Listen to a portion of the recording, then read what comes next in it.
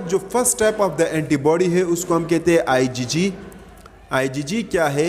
IgG आपके पास मतलब 75% of the antibody in the body. इसका मतलब ये है कि आईजीजी अगर आप देख ले तो एंटीबॉडी में आईजीजी की तादाद 75% आपके पास होते हैं। Present in the blood plasma and tissue fluid, ये ज़्यादातर ब्लड प्लाज्मा और टिश्यू फ्लूइड में आपको ये दिखाई देंगे, मतलब माइक्रोस्कोप में वगैरह, वहाँ से आप इसको आइसोलेट कर सकते हैं। Act against bacteria virus by opsonising and the invader and neutralising toxins. ये क्या करते हैं? बैक्टीरिया वायरस के खिलाफ ये एक्टिवेट होते हैं।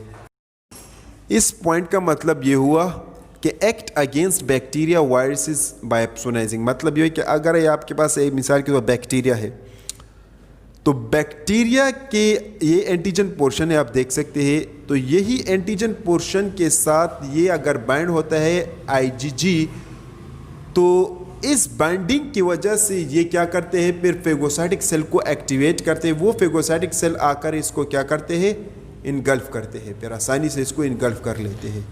तो इस प्रोसेस को हम कहते हैं अपसोनाइजेशन, और ये जो फिनोमेना है ये अपसोनाइजिंग फिनोमेना वगैरह है। और इसके अलावा आईजीजी जो है ये टॉक्सिन वगैरह को भी न्यूट्रलाइज करता है, मतलब उसके इफेक्ट को ख़त्म करते हैं आहिस्ता आहिस्ता। नेक्स्ट पॉइंट आपके पास होता है कि activate classical complement pathway. Classical complement pathway हमने काफ़ी तफसील से पढ़ा था, तो आप देख लें कि क्लासिकल कॉम्प्लीमेंट पाथवे क्या होता है, जिसमें एंटीबॉडी होते हैं, कॉम्प्लीमेंट प्रोटीन होते हैं, मिल जाते हैं और एक पोर्स बना लेते हैं एंटीबॉडी के ऊपर। ठीक है, तफसील से मैंने एक्सप्लेन किया था, आप देख लें। तो इस पॉइंट का मतलब ये कि ये आपके पास क्लासिकल कॉम्प्लीमेंट पाथवे को एक्टिवेट करते हैं। नेक्स्ट पॉइंट ये कहते हैं कि ये आपके पास the first IgG that can be passes from mother to child through placenta and provide natural immunity in the uterus।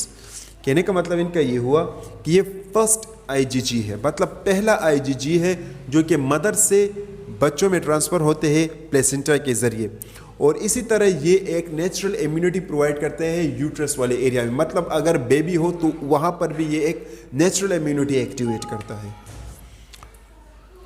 चौथा पॉइंट ये कहते हैं कि देयर आर 4 ह्यूमन IgG सब क्लासेस। हमारे पास 4 IgG के क्लासेस होते हैं, एक को IG1, दूसरे को IG2, तीसरे को 3 और चौथे को 4 कहते हैं। They are very chemically in their heavy chain. अगर इसका हैवी चेन आप देख ले तो केमिकली तौर पर वो डिफरेंट होता है, इसका कंपोजिशन और इनके नंबर और इनका अरेंजमेंट, इनका इंटरचेन डाइसल्फाइड बॉन्ड, तमाम तर ये एक दूसरे से हैवी चेन के ज़रिए डिफरेंट होते, इसलिए इन IgG को उन्होंने मज़ीद 4 कैटेगरी में डिवाइड किया है।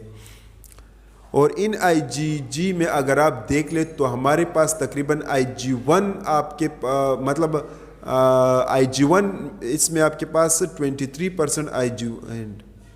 अच्छा, अगर इसको आप देख ले तो इसमें IG1 जो है आपके पास 65% होते हैं, लेकिन अगर आप IG2 को देख ले तो वो 23% होते हैं। ठीक है ना, कंबाइनली हमारे पास 75 बन जाते हैं, 75 तो नहीं लेकिन ज़्यादा बन जाते हैं, लेकिन ये इसमें IG1 और IG2 की कुछ तादाद है। अच्छा जी, next IG2 antibodies are opsonic and develop in the response to toxin. ये टॉक्सिन के खिलाफ आपके पास एक्टिवेट होता है IG2, ठीक है, या अपसोनिक इन नेचर है, मतलब अगर ये एंटीबॉडी है तो एंटीबॉडी के इस टाइप पर अगर ये बाइंड हो जाता है एंटीजन के साथ, अगर ये बाइंड हो जाते हैं तो ये अपसोनिक वगैरह मतलब अपसोनाइजेशन में हेल्प करते हैं, सिंपल बस ये।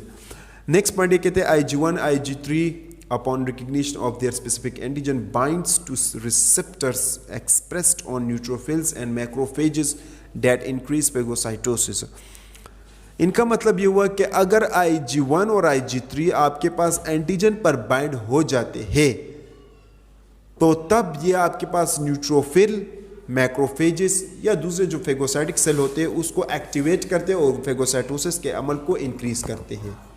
ठीक है, तो इन IgG का काम ये है, ये इन IgG का इम्पोर्टेंस काम था।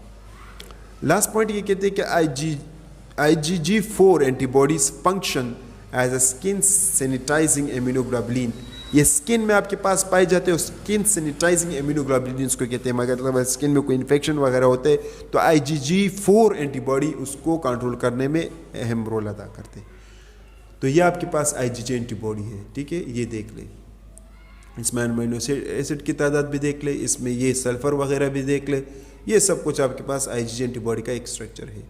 ये इसमें फिर नीचे IG1 है, या IG2 है, IG3 है, IG4 है। देखो इसके जो हैंगिंग रीजन होते हैं, इसमें बॉन्डिंग की तादाद अगर आप देख ले तो एक IgG में बॉन्डिंग की तादाद 2 है, दूसरे में 4 है, तो तीसरे में इससे भी ज़्यादा है, चौथे में फिर कम है। इसी वजह से इन्हीं IgG के फिर आपके पास 4 टाइप्स इन्होंने दिया है।